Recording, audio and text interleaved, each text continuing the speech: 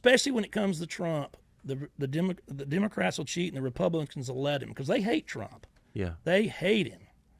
And, I mean, it's a simple choice to me. I mean, if he's the only resist president in my lifetime.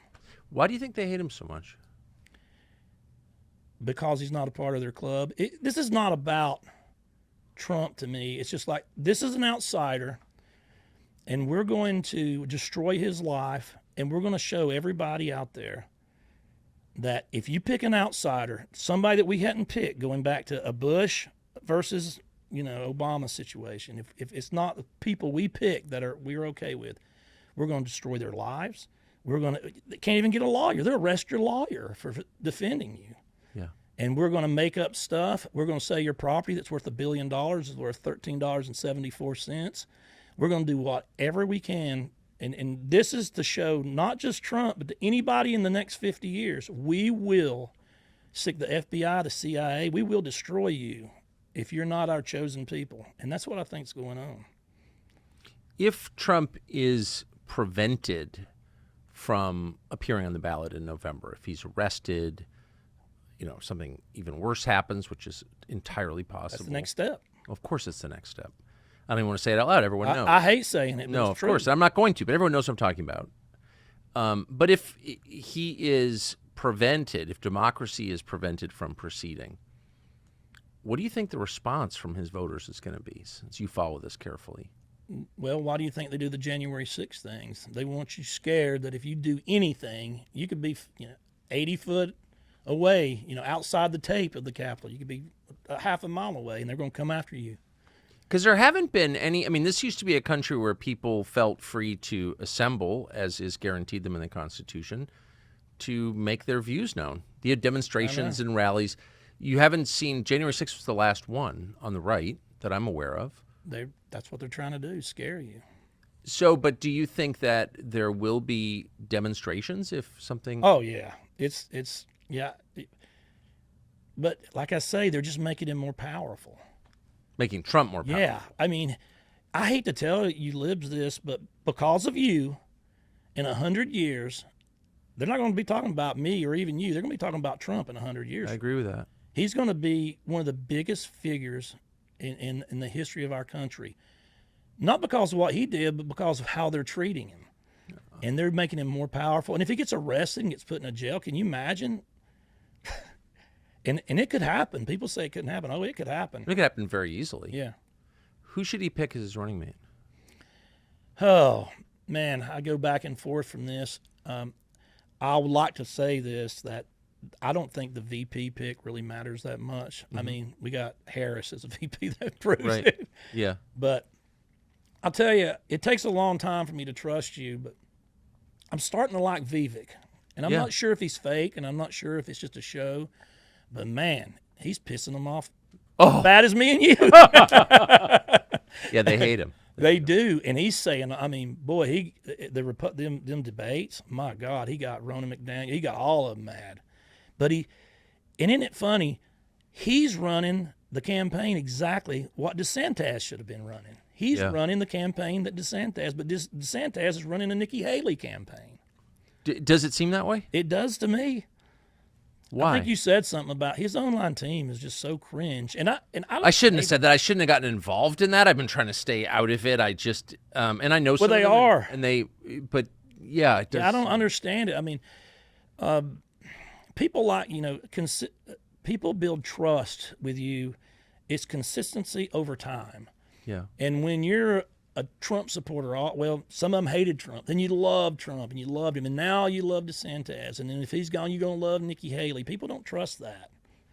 And I don't have anything against any of them. I mute a lot of them. I don't carry grudges with these people. And I welcome anybody in when it's over. Of course. I don't have any grudges. Do you think that, but it does seem, I don't follow it very closely, I'll admit. I don't want to follow it closely, but it does seem like there's enormous bitterness between the DeSantis people and the Trump people. Oh, there is. It's crazy. And I try not to get into the personal attacks. I'm kind of like Trump, even on X. If you want to, a shit poster if you want. If you want to come at the shit poster with Yeah. 2 million followers, come on.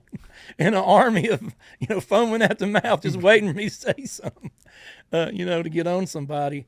But I very seldom. I don't just attack first. But if you keep attacking me, Yeah. But it doesn't bother me. I don't take any of this stuff personally. I mean, I don't either. They call me every name in the book. What are they- I'll be called. That they'll. You're old. You're fat. You're ugly. I mean, that's how they fight. Which all three are kind of true. I'll have to beat them the next round. But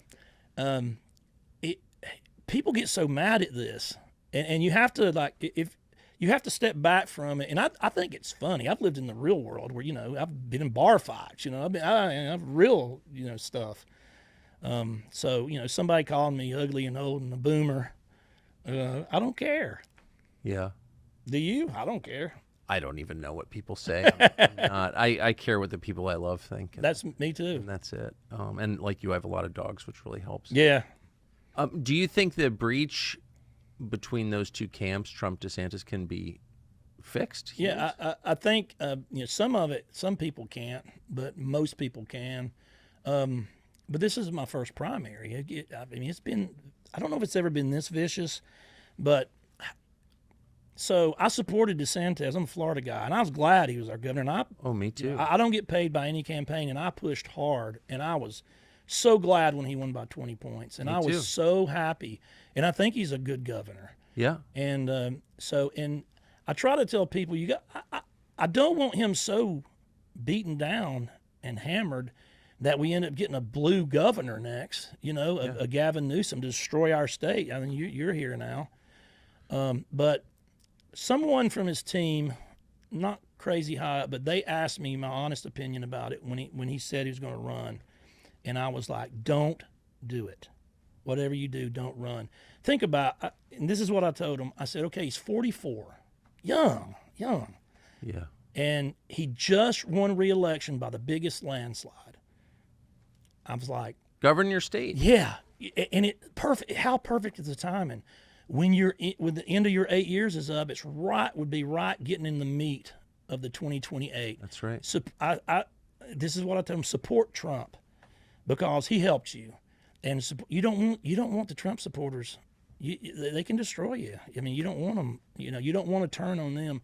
I swear, I said, look, just please, this is my advice. Just have him governor, support Trump all he can. And in 28, you got Biden with only 4 years left or Trump with only 4 years left. And now you're more popular. And now you have all the Trump people. You have all the DeSantis people. And you can moonwalk into the White House in 2028. Moonwalk. That's my exact words I use. What was the response you got? Yeah, okay, thanks a lot of people don't take me too seriously, but and I hate it. I hate it's going like this, but A lot of people do take you seriously, which is interesting. it is. And I can see why. I think you're insightful. No, thank you. How many politicians have you met personally? Well, when personally, I kind of keep to myself, but DM wise and messaged me, they all love me when it comes to election time. Hey, will you retweet this and retweet this? And I can't name 5 people in either party I trust. I just don't trust anybody anymore, and they don't deserve our trust. The Republican Party, I mean, come on, they don't know how to fight. No, I know. They're over there talking about their principles, and they're arresting their political opponents. So you better get in the game. And we get the power of the gavel, and what do they do with it? Seriously, nothing. I mean, this is how you fight.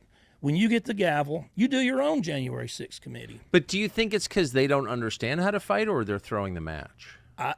I don't know if they just don't care, Yeah. or they don't know how, or they're just cowards. But the truth is, see, this is how you fight. You get a January 6th committee, and you don't allow any Democrats on it.